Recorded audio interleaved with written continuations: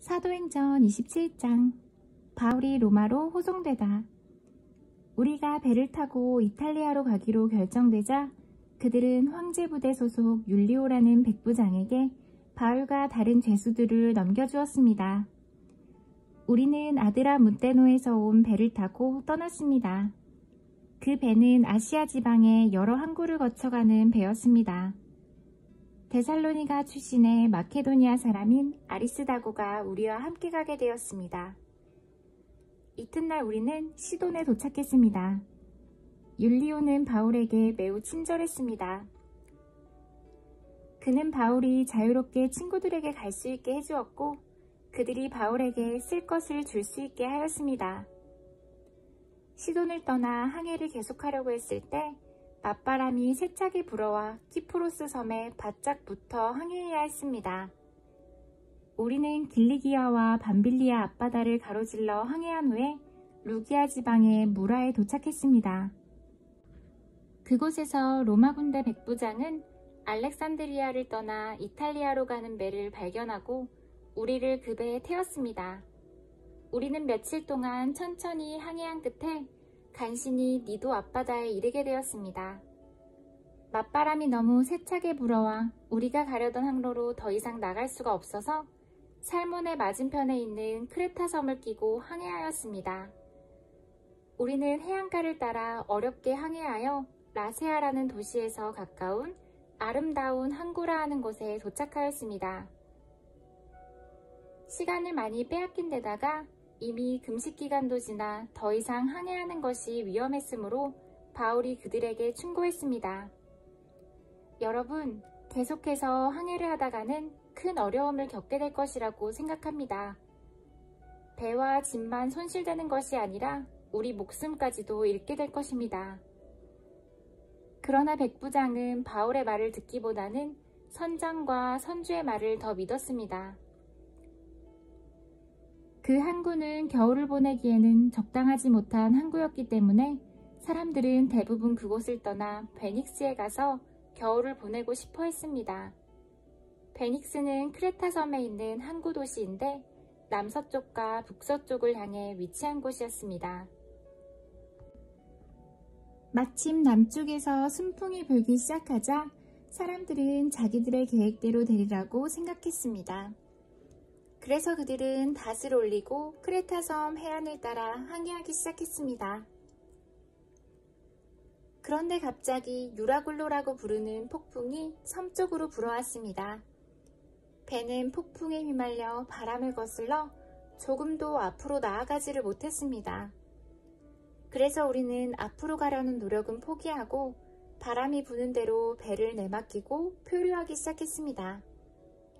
그러다가 가우다라는 작은 섬의 남쪽 방향으로 떠밀려 갈 때에 우리는 간신히 거룻배를 끌어올릴 수 있었습니다. 선원들은 거룻배를 끌어올린 다음에 밧줄로 동여맸습니다. 그들은 배가 스르디스의 모래톱에 걸릴까 염려하여 돛을 내리고 배를 바람 부는 대로 떠밀려 가게 했습니다. 우리가 폭풍에 너무도 시달리자 이튿날에는 선원들이 짐을 바다에 내던졌습니다.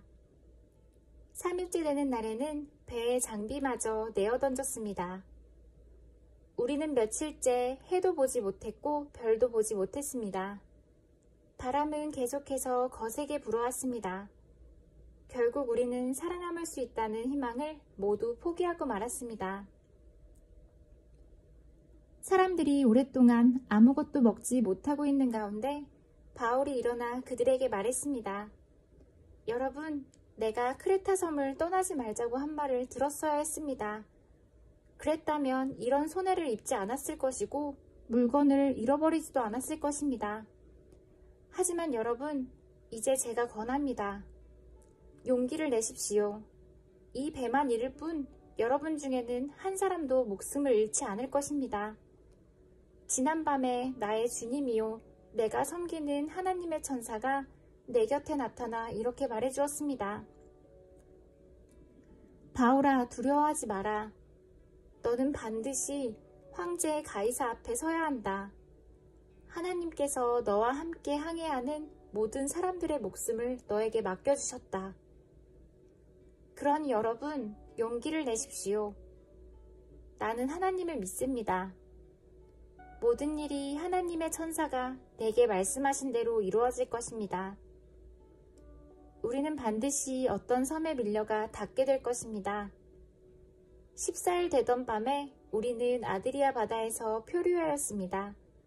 한밤중에 선원들은 우리가 어떤 섬에 가까워지고 있음을 느꼈습니다. 그래서 물 깊이를 재어보니 약 40m였고 조금 더 가서 다시 재어보니 이번에는 약 30m였습니다.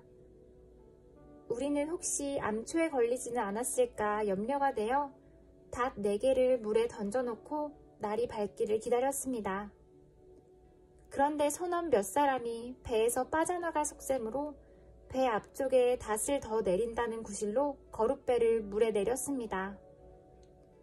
그러자 바울이 백부장과 군인들에게 이 사람들이 배에 남아있지 않으면 당신들마저 구조되지 못합니다 라고 말했습니다. 그래서 군인들이 밧줄을 끊어서 거룻배를 떼어버렸습니다.